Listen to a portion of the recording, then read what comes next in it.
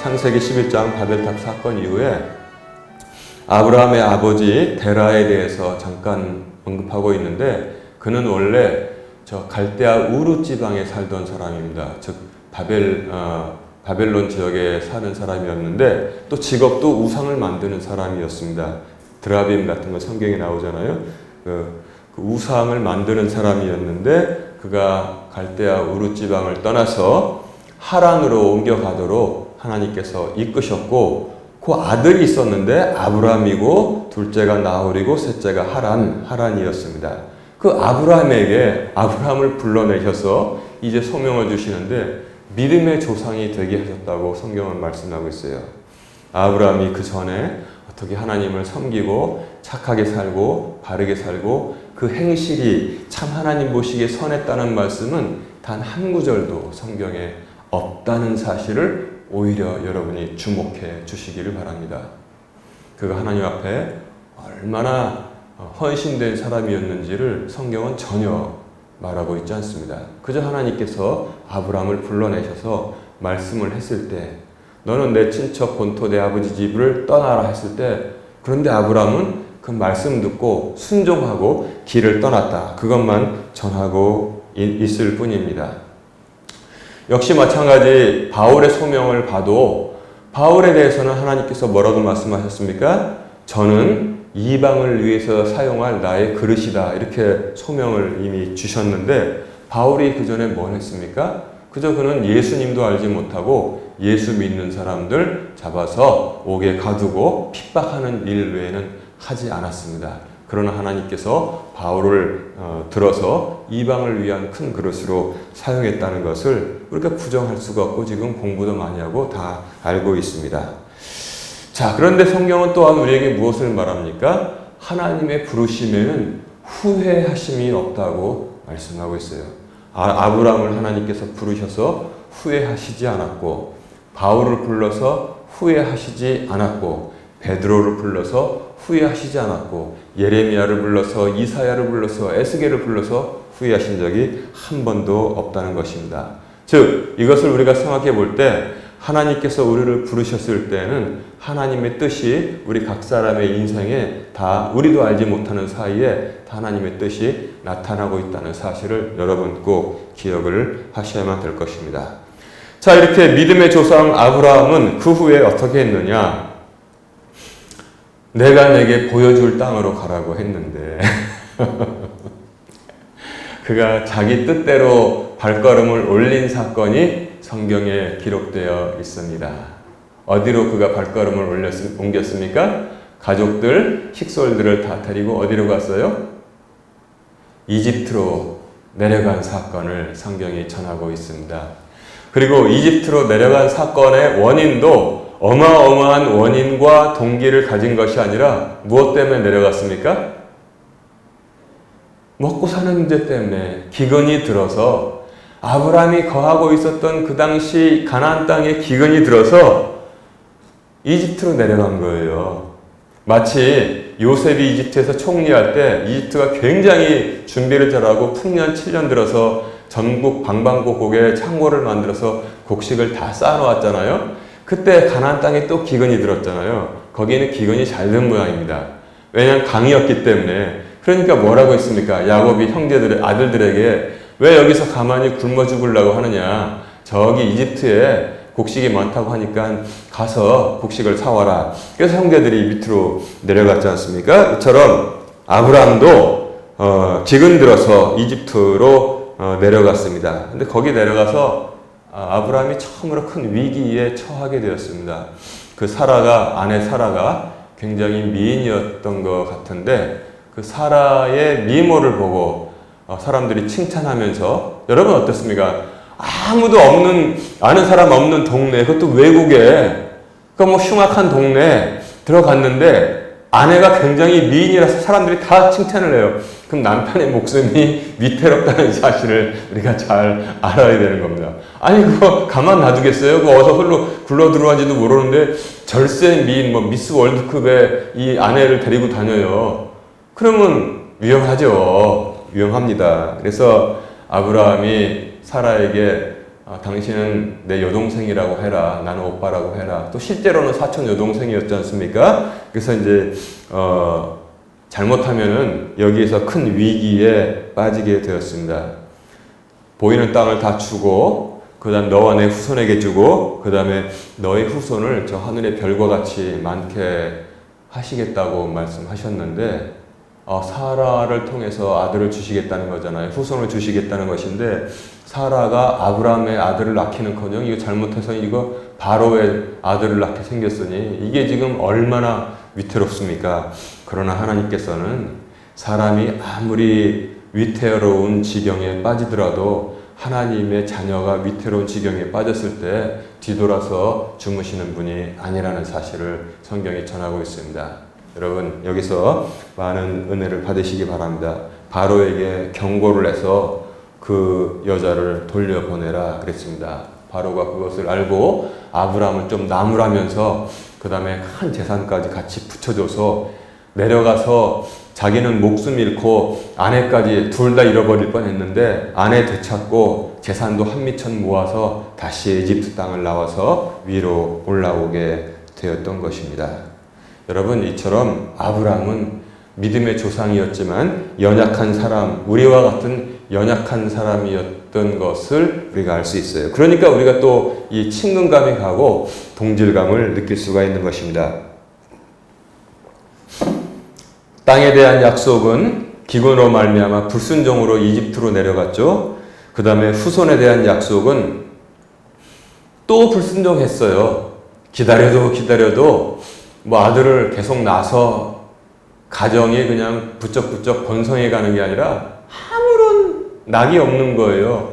그러니까 사라가 아브라함에게 자기 의견을 말했습니다. 그게 뭐냐면 나는 안 된 것 같으니까 내 여종, 몸종 젊은 여자 하갈이 있는데 당신이 그를 후처로 삼아라. 그 하갈이 아들을 낳아서 내 품에 안겨줄 것이다. 이렇게 말했는데 아브라함이 말이죠. 하나님의 말씀을 직접 들었잖아요. 안 돼, 당신. 무슨 그렇게 믿음 없는 말을 지금 하는 거야. 현실이 어렵다고 해서, 기다림이 길다고 해서 그렇게 믿음 없는 말을 하면 안 되는 겁니다. 해가지고 기다립시다. 그러면 역사가 또 어떻게 바뀌었는지 그거는 장담 못합니다.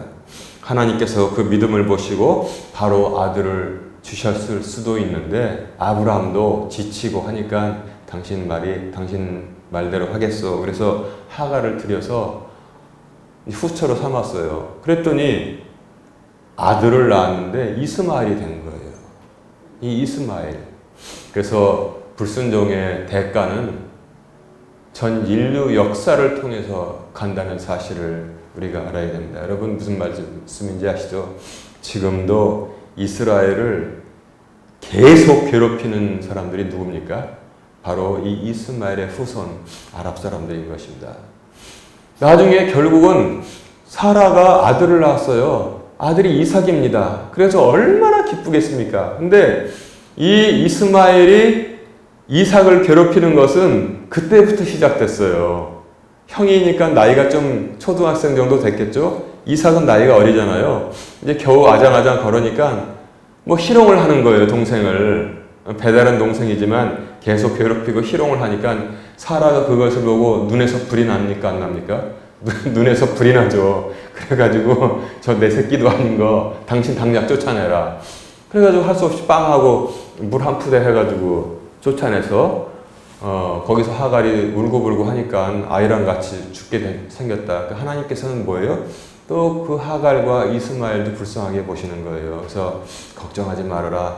샘물도 발견하게 하고 그 다음에 거기서 내 아들도 큰 민족을 이루게 하겠다. 이렇게 말씀을 하셨습니다. 이처럼 아브라함은 밑도 끝도 없이 하나님의 소명을 받았고 그 다음에 소명 받은 후에도 아브라함은 굉장히 연약한 모습도 보여주었다는 것을 우리가 알아야 됩니다. 우리가 서 믿음의 길을 가는데 우리가 강철 같은 믿음으로 나가자는 것은 우리의 입에만 있고 우리의 실제로는 없다는 사실을 여러분 다 이해하고 또 그리고 서로 이해하고 보듬어 줄 수 있는 그런 넓은 아량이 있어야 되는 것입니다. 강철 같은 믿음이 어디 있어요? 내가 볼 때 바울은 그랬던 것 같아요. 이방을 위해서 하나님께서 쓰시려고 하면은 그 정도 믿음은 있어야 되고, 그 다음에 부활하신 예수님을 다 확인한 예수님의 제자들도 강철 같은 믿음으로 바뀌었습니다. 그리고 또 그 후에 생겼지만 그게 굉장히 특별한 경우라는 사실을 우리가 잘 알아야 됩니다.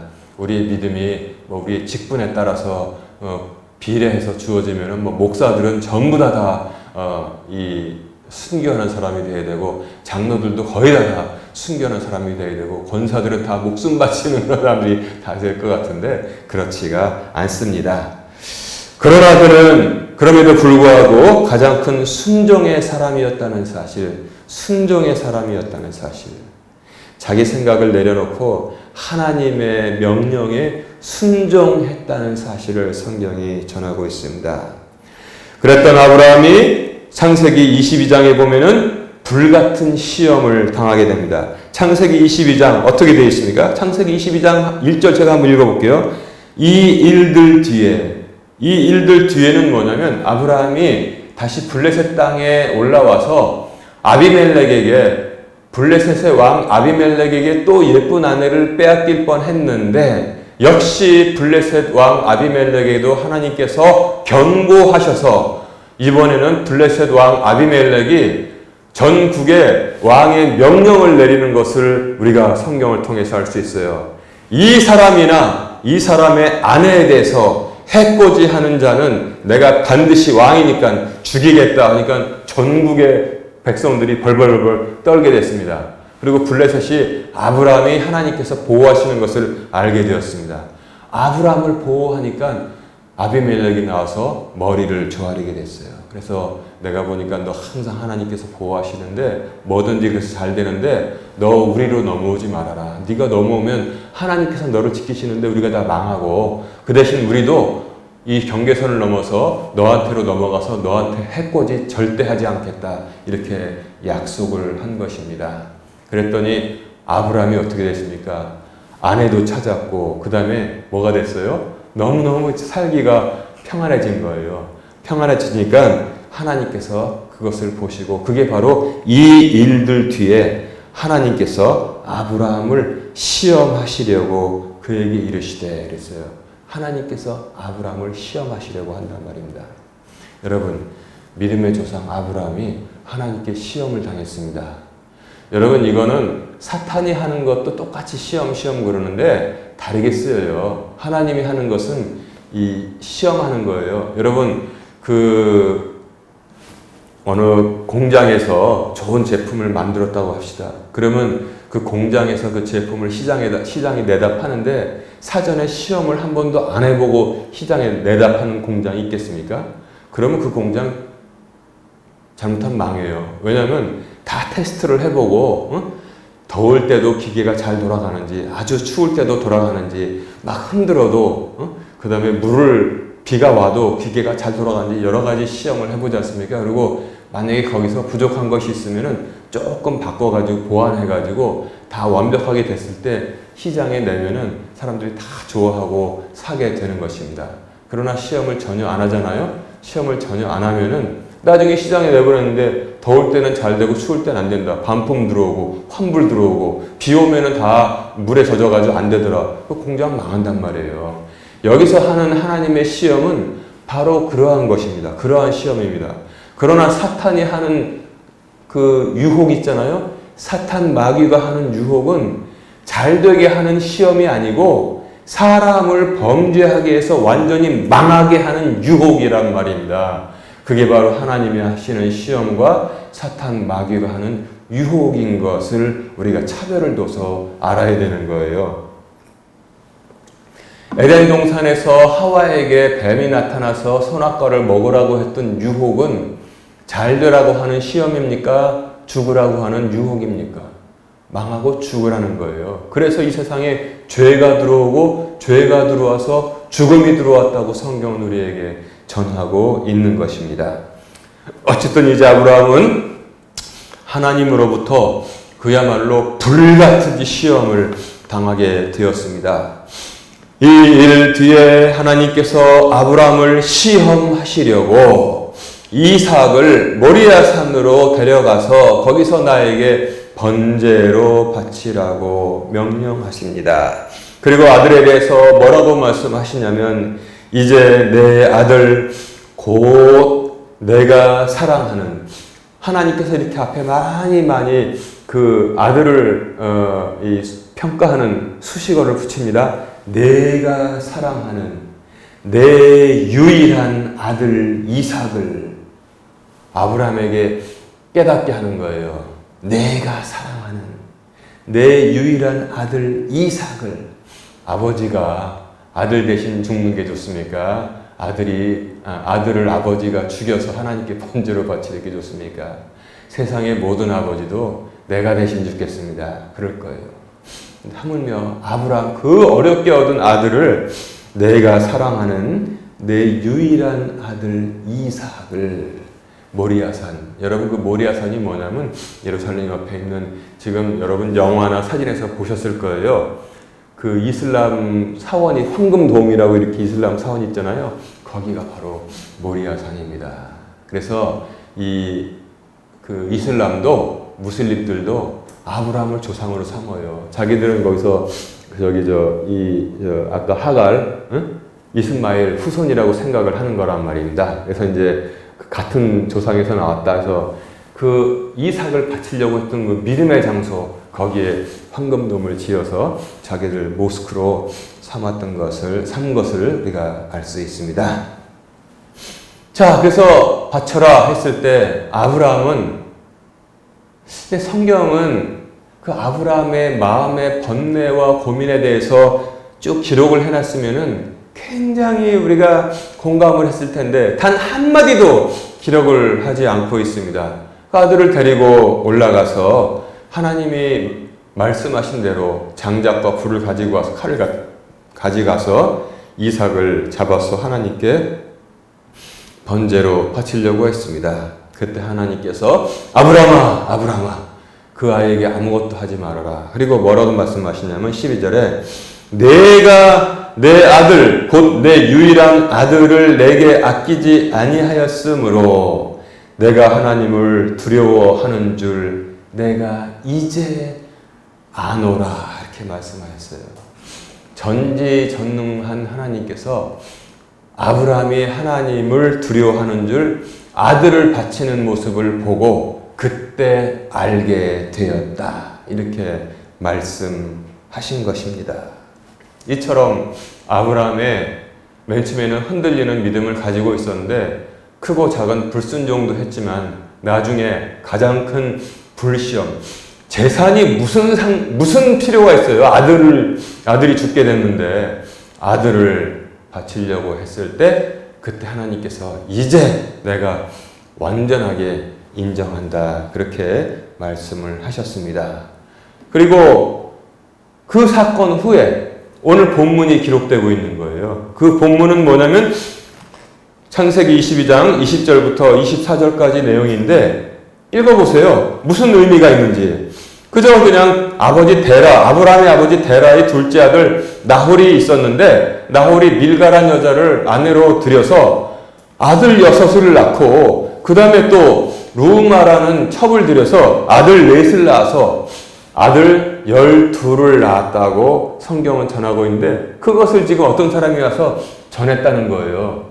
이렇게 해서 당신의 동생 나홀도 아들을 낳았는데 밀가라는 당신의 제수씨를 통해서 후스, 부스, 그무엘, 게셋, 핫소, 빌다스, 아둘람, 부두엘 이렇게 나왔고 그 다음에 또 작은 제수씨 첩을 통해서 데바, 가함, 다하스, 마가 이렇게 넷 나가지고 12명의 아들을 얻었습니다. 이렇게 누가 전달을 한 거예요. 그거를 아브라함이 듣게 되었다는 것입니다. 그리고 창세기 23장 보면은 그 일 후에 누가 죽었어요? 그 사랑하는 아내. 모든 역경과 고난과 광야의 위험한 길을 같이 넘긴 그 아내 사라가 죽었어요. 얼마나 또 마음이 아픕니까? 그래서 유대인들의 이 성경 해석 방법에 의하면 왜 사라가 창세기 23장에 죽었느냐? 창세기 22장에 자기 남편이 자기한테 알리지도 않고 애를 데리고 가서 모리아산에서 잡으려고 했다는 말을 나중에 그 하인들에게서 아니면 이삭에게서 전해 들었을 거 아니에요. 그것을 전해 듣고서 가슴이 푹 내려앉아가지고 충격을 받아가지고 죽었다고 유태인들은 그렇게 해석을 합니다. 근데 어쨌든 자기 아내 사라가 죽었어요. 그래가지고 무덤을 사야 되는데 무덤을 살 때도 아브라함은 그 히타이트 그 해족 속에게 은 40세겔 밭하고 굴 하나 사는데 은 400세겔 은 400세겔이라는 어마어마한 바가지를 쓰고선 그 땅을 산 것을 성경이 그대로 기억하고 있습니다. 왜 이것이 그 바가지 쓰고 산 거냐면 말이죠. 원래 아브라함은 그 굴만 필요했어요. 무덤으로 쓰려고 했는데 밭도 사라는 거예요. 밭도 다 가져가라는 거예요. 덤태기로 다 샀는데 얼마입니까? 했더니 그 땅은 은 400세겔인데 당신과 나 사이에 그냥 교계하리까 하니까 은 400세겔 다 달아준 거예요.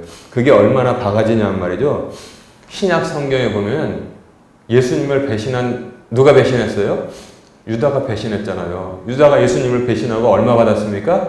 은 30 받았어요. 은 30개. 은 30세겔 받았는데 나중에 이것을 뉘우치고 헌금 연보함 안에 집어넣으니까 그리고 자기는 목 매달아 죽었단 말이에요.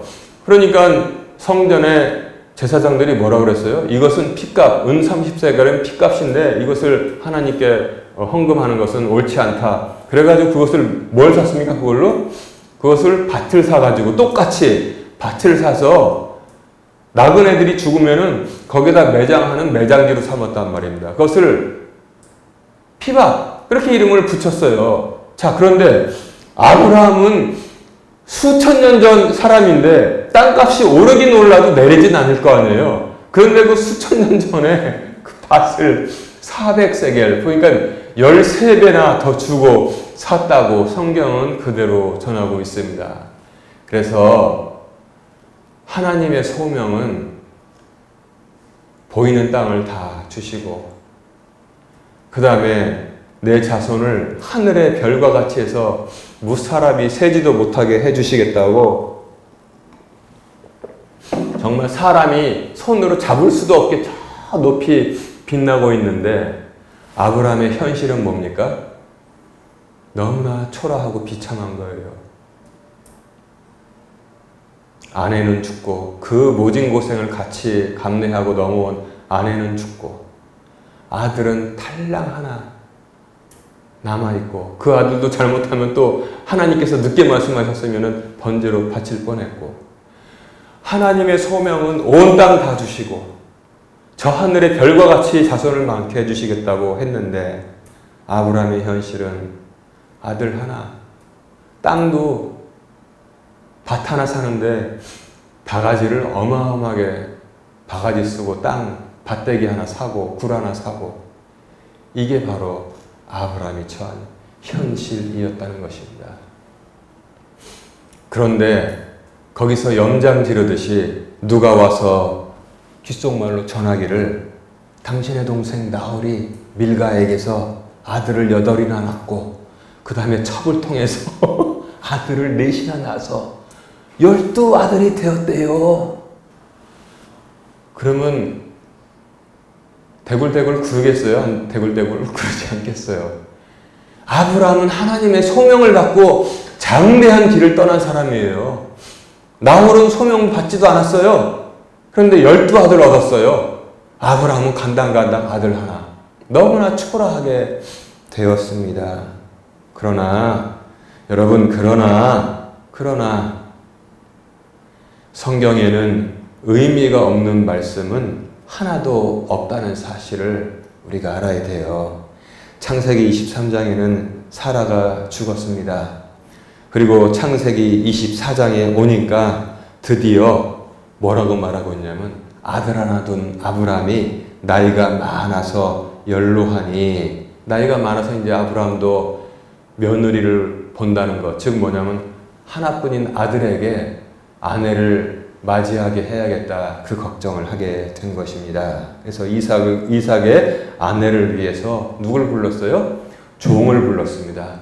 종을 불러서 너는 내 손을 내 허벅다리 밑에 넣어라. 그리고 맹세해라. 가서 내 고향으로 올라가서 거기서 처녀를 하나 데려와서 내 아들 하나뿐인 아들 이삭의 아내를 여기 이방 여인에게 아들을 주지 않도록, 이방 여인을 맞이하지 않도록 해라. 그렇게 말을 했습니다. 그랬더니 그 종이 부인의 부탁을 받고 낙타를 가지고 이 나홀레 집 쪽으로 올라간 거예요. 나홀레 집 쪽으로. 그래가지고 이제 저녁이 돼서 물 마실 때가 됐는데 어떻게 말했냐면은, 오 하나님, 이제 나의 주인 아브라함의 하나님, 내가 이제 주인의 명을 받고 여기 올라왔는데 나 좀 편하게 순적하게 그 합당한 주수를 만나게 해주세요. 저기 양동이를 물 항아리를 메고서 어떤 예쁜 처녀가 오는데 저 처녀에게 내가 물 좀 달라고 하겠습니다. 그럼 처녀가 나에게 물을 주고 또한 내 낙타에게도 물을 주면은, 그러면은 내가 저 처녀가 하나님께서 나의 주인 아브라함을 위해서 예비하신 처녀라는 사실을 내가 확인하겠습니다. 그랬어요. 그랬더니 거기 딱 이제 왔어요. 그래서 리브가라는 처녀가 와서 물을 깃는데, 저 처녀, 내가 여행을 오래 하느라고 목이 좀 마르니까 나에게 물 좀 주시오. 아브라함의 종이 그랬어요. 그랬더니 얼른 네 하고서 물을 길어가지고 시원한 물을 그 종에게 주고, 그 다음에 마시니까 이 나귀도 목이 마를 텐데요 하면서 그냥 물을 퍼가지고 아낌없이 나귀에게 주는 것을 보고 이 사람이다 알게 되었던 것입니다. 그래서 그것을 아버지한테 가서 말했는데, 아버지가 누굽니까? 부두엘이에요. 여기서 지금 여기 짤막하게 나와 있는 족보, 나홀이 밀가를 통해서 후스, 부스, 구두엘, 게셋, 하소, 빌다스, 아들람, 그 다음에 부두엘을 낳았고, 척, 루마를 통해서 데바, 가함, 다스, 마가를 낳았다. 이렇게 쭉 말하는데, 여기 그것도 나홀의 정실, 밀가의 막내 아들 부두엘의 딸이 바로 리브가였다는 사실을 우리가 알게 되는 것입니다. 비참하죠. 아브라함의 그전까지 알지 못할 때는 아들 하나 땅 바가지 쓰고 섰는데, 저 고향에는 소명도 받지 못한 자기 남동생이 아들을 12이나 낳았다고 소문이 들려왔는데, 그런데 뭐예요? 그 물을 그 종에게 주고 그 다음에 마시니까 이 나귀도 목이 마를 텐데요 하면서 그냥 물을 퍼가지고 아낌없이 나귀에게 주는 것을 보고 이 사람이다 알게 되었던 것입니다. 그래서 그것을 아버지한테 가서 말했는데, 아버지가 누굽니까? 부두엘이에요. 여기서 지금 여기 짤막하게 나와 있는 족보, 나홀이 밀가를 통해서 후스, 부스, 구두엘, 게셋, 하소, 빌다스, 아들람, 그 다음에 부두엘을 낳았고, 척, 루마를 통해서 데바, 가함, 다스, 마가를 낳았다. 이렇게 쭉 말하는데, 여기 그것도 나홀의 정실, 밀가의 막내 아들 부두엘의 딸이 바로 리브가였다는 사실을 우리가 알게 되는 것입니다. 비참하죠. 아브라함의 그전까지 알지 못할 때는 아들 하나 땅 바가지 쓰고 섰는데, 저 고향에는 소명도 받지 못한 자기 남동생이 아들을 12이나 낳았다고 소문이 들려왔는데, 그런데 뭐예요? 그 물을 그 종에게 주고 그 다음에 마시니까 이 나귀도 목이 마를 텐데요 하면서 그냥 물을 퍼가지고 아낌없이 나귀에게 주는 것을 보고 이 사람이다 알게 되었던 것입니다. 그래서 그것을 아버지한테 가서 말했는데, 아버지가 누굽니까? 부두엘이에요. 여기서 지금 여기 짤막하게 나와 있는 족보, 나홀이 밀가를 통해서 후스, 부스, 구두엘, 게셋, 하소, 빌다스, 아들람, 그 다음에 부두엘을 낳았고, 척, 루마를 통해서 데바, 가함, 다스, 마가를 낳았다. 이렇게 쭉 말하는데, 여기 그것도 나홀의 정실, 밀가의 막내 아들 부두엘의 딸이 바로 리브가였다는 사실을 우리가 알게 되는 것입니다. 비참하죠. 아브라함의 그전까지 알지 못할 때는 아들 하나 땅 바가지 쓰고 섰는데 저 고향에는 소명도 받지 못한 자기 남동생이 아들을 12이나 낳았다고 소문이 들려왔는데, 그런데 뭐예요? 그 나무를 그 종에게 주고 그 다음에 마시니까 이 나귀도 목이 마를 텐데요 하면서 그냥 물을 퍼가지고 아낌없이 나귀에게 주는 것을 보고 이 사람이다 알게 되었던 것입니다. 그래서 그것을 아버지한테 가서 말했는데, 아버지가 누굽니까? 부두엘이에요. 여기서 지금 여기 짤막하게 나와 있는 족보, 나홀이 밀가를 통해서 후스, 부스, 구두엘, 게셋, 하소, 빌다스 아들람, 그 다음에 부두엘을 낳았고, 첩, 루마를 통해서 데바, 가함, 다스, 마가를 낳았다 이렇게 쭉 말하는데, 여기 그것도 나홀의 정실 밀가의 막내 아들 부두엘의 딸이 바로 리브가였다는 사실을 우리가 알게 되는 것입니다. 비참하죠. 아브라함의 그전까지 알지 못할 때는 아들 하나 땅 바가지 쓰고 섰는데 저 고향에는 소명도 받지 못한 자기 남동생이 아들을 12이나 낳았다고 소문이 들려왔는데, 그런데 뭐예요? 그 나무를 그 종에게 주고 그 다음에 마시니까 이 나귀도 목이 마를 텐데요 하면서 그냥 물을 퍼가지고 아낌없이 나귀에게 주는 것을 보고 이 사람이다 알게 되었던 것입니다. 그래서 그것을 아버지한테 가서 말했는데, 아버지가 누굽니까? 부두엘이에요. 여기서 지금 여기 짤막하게 나와 있는 족보, 나홀이 밀가를 통해서 후스, 부스, 구두엘, 게셋, 하소, 빌다스 아들람, 그 다음에 부두엘을 낳았고, 첩, 루마를 통해서 데바, 가함, 다스, 마가를 낳았다 이렇게 쭉 말하는데, 여기 그것도 나홀의 정실 밀가의 막내 아들 부두엘의 딸이 바로 리브가였다는 사실을 우리가 알게 되는 것입니다. 비참하죠. 아브라함의 그전까지 알지 못할 때는 아들 하나 땅 바가지 쓰고 섰는데 저 고향에는 소명도 받지 못한 자기 남동생이 아들을 12이나 낳았다고 소문이 들려왔는데, 그런데 뭐예요? 그 나무를 그 종에게 주고 그 다음에 마시니까 이 나귀도 목이 마를 텐데요 하면서 그냥 물을 퍼가지고 아낌없이 나귀에게 주는 것을 보고 이 사람이다 알게 되었던 것입니다.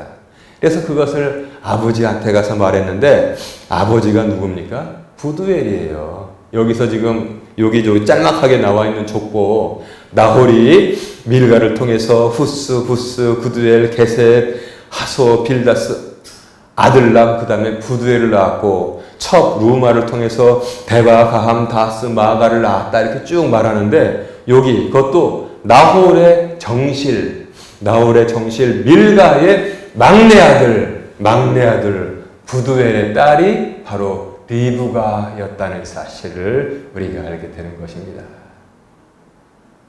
비참하죠. 아브라함의 그전까지 알지 못할 때는 아들 하나 땅 바가지 쓰고 섰는데 저 고향에는 소명도 받지 못한 자기 남동생이 아들을 12이나 낳았다고 소문이 들려왔는데, 그런데 뭐예요? 그 나무를 그 종에게 주고 그 다음에 마시니까 이 나귀도 목이 마를 텐데요 하면서 그냥 물을 퍼가지고 아낌없이 나귀에게 주는 것을 보고 이 사람이다 알게 되었던 것입니다.